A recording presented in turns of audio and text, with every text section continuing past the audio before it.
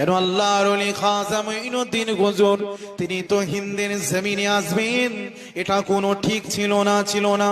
তার বড় মনে আশা ছিল আমি মদিনার জমিনে যাব। মদিনার জমিনে গিয়ে আল্লাহ নবীর মাজার আকদাসে জিয়ারত করব, আর মদিনার মসজিদে নববীতে আমি নামাজ পড়ব, ইবাদত করব, জিকির করব।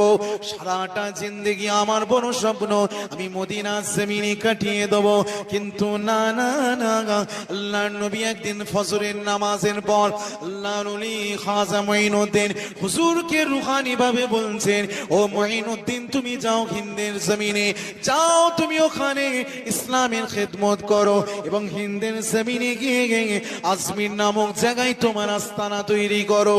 ও মঈনুদ্দিন যাও, আমি রাসূলুল্লাহ তোমাকে জানিয়ে দিলাম, পুরো হিন্দুস্তানের বেলায়েত আমি রাসূলুল্লাহ তোমাকে দিয়ে দিলাম।